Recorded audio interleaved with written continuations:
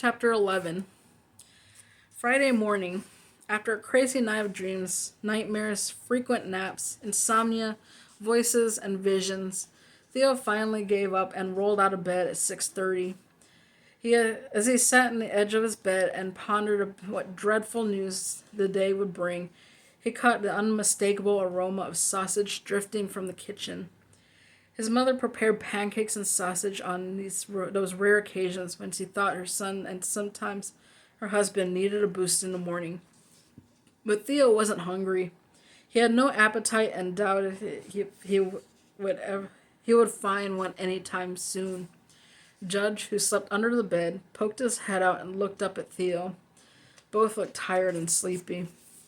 "Sorry if I kept you awake, Judge," Theo said. Judge accepted the apology. "But then you have the rest of the day to do nothing but sleep." Judge seemed to agree. Theo was tempted to flip open his laptop and check the local news, but he really didn't want to. Then he thought about grabbing the remote and turning on the television. Another bad idea. Instead, he took a long shower, got dressed, loaded his backpack, and was about to head downstairs when his cell phone rang. It was his Uncle Ike. "Hello," Theo said, somewhat surprised that Ike was awake at such an early hour. He was not known as a morning person. "Theo, it's Ike. Good morning." "Good morning, Ike." Though Ike was in his early 60s, he insisted that Theo call him simply Ike. None of the uncle stuff.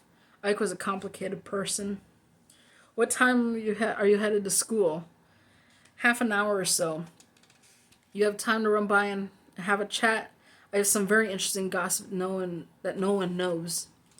Theo was required by family ritual to stop by Ike's office every Monday afternoon. The visits usually lasted about 30 minutes and were not always pleasant. Ike liked to quiz Theo about his grades and his schoolwork and his future and so on, which was tedious. Ike was quick with a lecture.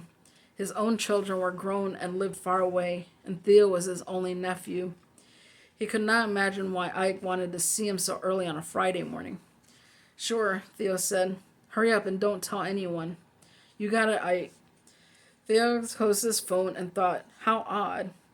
But he had no time to dwell on it, and his brain was already overloaded. Judge, no doubt because of the sausage, was scratching at the door. Woods Boone had breakfast 5 days a week at the same table in the same downtown diner with the same group of friends at the same time, 7 o'clock. Because of this, Theo rarely saw his father in the morning.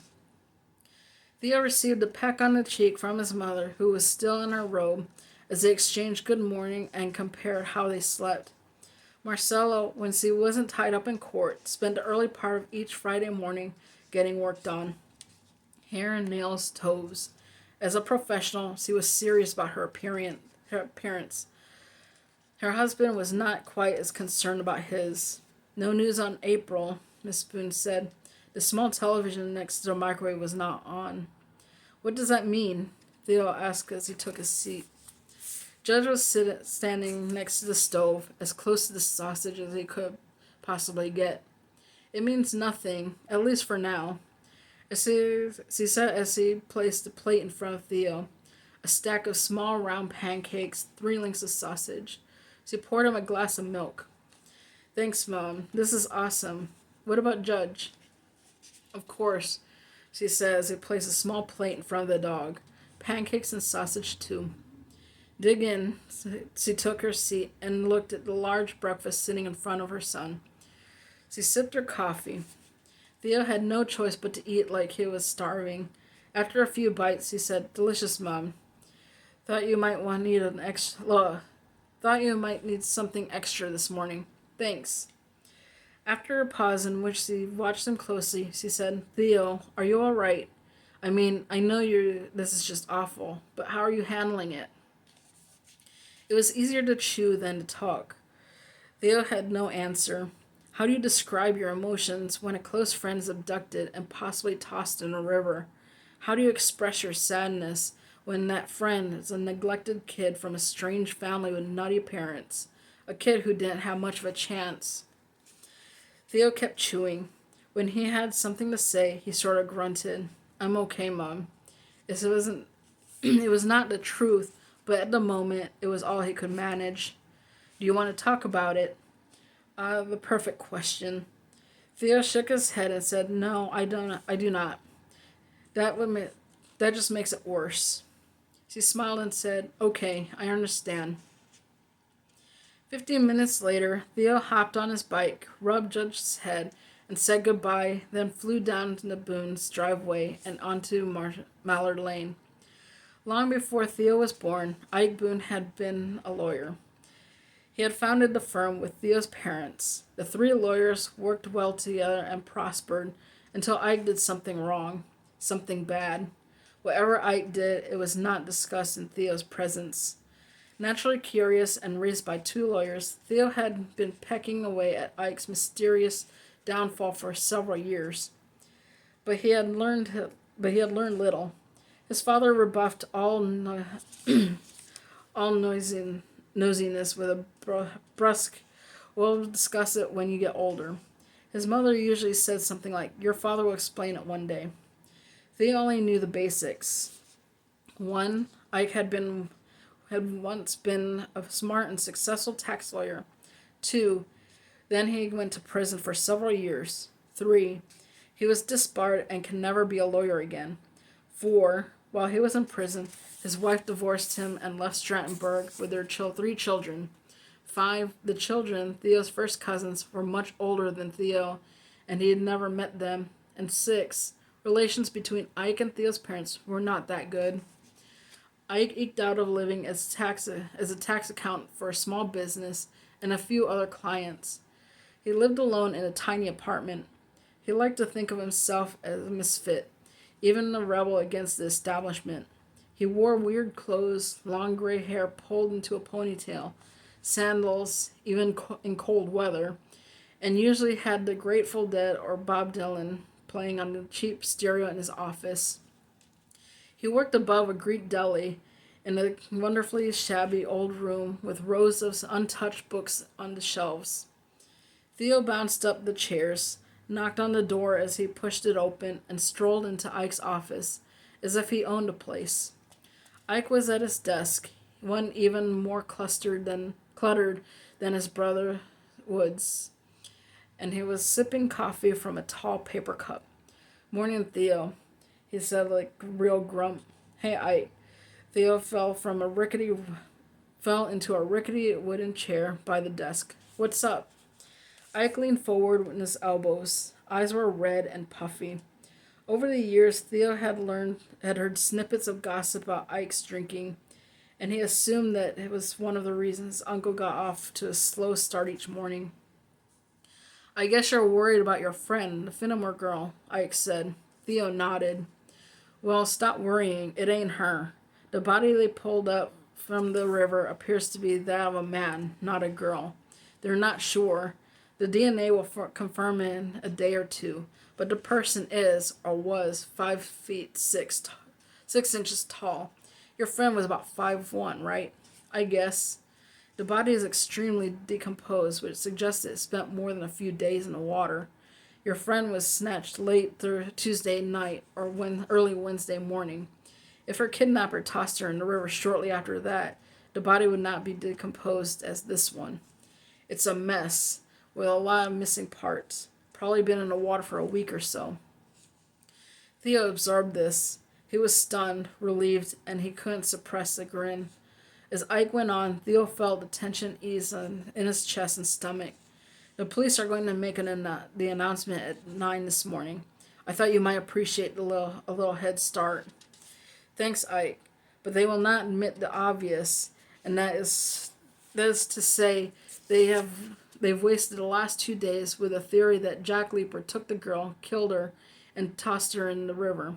Leeper is nothing but a lying thug, and the cops allowed themselves to chase the wrong man. This will not be mentioned by the police." "Who told you all this?" Theo asked, and immediately knew it was the wrong question because it would not be answered. Ike smiled, rubbed his red eyes, took a gulp of coffee, and said, "I have friends, Theo, and not the same friends I had years ago. My friends are now from a different part of town. They're not in the big buildings and fine homes. They're closer to the street. Theo knew that Ike played a lot of poker, and his pals included some retired lawyers and policemen. Ike also liked to give the impression that he had a large circle of shady friends who watched everything from the shadows and thus knew street talk. There was some truth to this. The previous year, one of his clients was convicted for operating a small time drug ring. I got his name in the paper when he was called to testify as the man's bookkeeper. I hear a lot of stuff, Theo, he added. Then who's the guy they pulled from the river? Another sip of coffee. We'll probably never know. They've gone to they've gone 200 miles upriver and found no record of a missing person in the past month. You ever hear of the Bates case? No. Probably 40 years ago. I'm 13 years old, Ike. Right. Anyway, it happened over in Roosburg. A crook named Bates faked his own death one night. Somehow snatched an unknown person, knocked him out, put this person in his car, a nice Cadillac, then ran it to a ditch and set it on fire. The police and firemen showed up and the car is nothing but flames. They find a pile of cremated ashes and figure it's Mr. Bates. They have a funeral, a burial, the usual. Miss Bates collects a life insurance. Mr. Bates is forgotten until 3 years later when he's arrested in Montana outside a bar. They haul him back to face the music here. He pleads guilty. The big question is, who's the guy who got fried in his car? Mr. Bates said he doesn't know. Never got the boy's name. Just picked him up one night as a hitchhiker. 3 hours later, the boy was reduced to ashes. Guess he got in the wrong car. Bates gets life in prison. What's the point here, Ike? The point, my dear nephew, is that we may never know who the cops pulled from the river. There's a class of people out there, Theo. Bums, drifters, homeless folk who live in the underworld. They're nameless, faceless, and they move from town to town, hopping trains, hitchhiking, living in the woods and under bridges. They dropped out of society, and from time to time, bad things happen to them. It's a rough and violent world they inhabit, and we rarely see them, because they do not wish to be seen. My guess is that the corpse the police are inspecting will never be identified, but that's really not the point. The good news is, it's not your friend. Thanks, Ike. I don't know what else to say. I thought you might need some good news. It's very good news, Ike. I've been worried sick. She's your girlfriend. No, just a good friend. She has a weird family, and I guess I'm one of the few kids she confides in. She's lucky to have a friend like you, Theo. Thanks, I guess. Ike relaxed and put his feet on his desk, sandals again, with bright red socks. He sipped his coffee and smiled at Theo. How much do you know about her father? Theo squirmed and wasn't sure what to say. I met him once at their house. April's mother threw a birthday party for a couple years ago. It was a disaster because most of the kids didn't show up. The other parents didn't like the idea of them going to the Finnemore's house. But I was there, me and 3 others, and her dad was hanging around. He had long hair and a beard and seemed uncomfortable around his kids. April told me a lot over the years. He comes and goes and she's happier when he's not around. He plays the guitar and writes songs, bad songs according to April, and still has the dream of making it big as a musician. I know the guy, Ike said smugly, or should I say, I know of him. How's that? Theo asked, not really surprised that Ike knew another strange person. I have a friend who plays music with him occasionally. Says he's a deadbeat. Spends a lot of time with a ragtag band of middle-aged losers. They take little tours, playing in bars and fraternity houses. I suspect there's some drugs involved. That sounds right. April told me he was missing one time for a whole month. I think he and Miss Fenimore fight a lot. It's a very unhappy family. Ike slowly got to his feet and walked to the stereo mounted in a bookcase. He pushed a button, and some folk music began to playing quietly in the background. Ike spoke as he fiddled with the volume. Well, if you ask me, the police need to check out the father. He probably got the girl and took off somewhere. I'm not sure April would leave with him. She didn't like him and didn't trust him. Why hasn't she tried to contact you? Doesn't she have a cell phone, a laptop? Don't you kids chat nonstop online? The police found her laptop in her room, and her parents would not allow her to have a cell phone. She, she told me once that her father hates cell phone and doesn't use one. He doesn't want to be found when he's on the road. I'm sure he would try to contact me if she could. Maybe whoever took her won't let her get near a phone. Ike sat down again and looked at a notepad on his desk. Theo needed to get to school, which was 10 minutes away by bike if he hit all the shortcuts. I'll see what I can find out about the father, Ike said. Call me after school.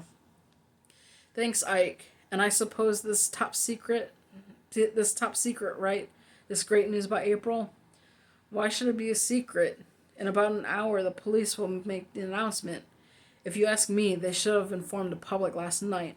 But no, the police like to put on press conferences, make everything as dramatic as possible. I don't care who you tell. The public has the right to know. Great. I'll call Mom on the way to school. That's the end of chapter 11.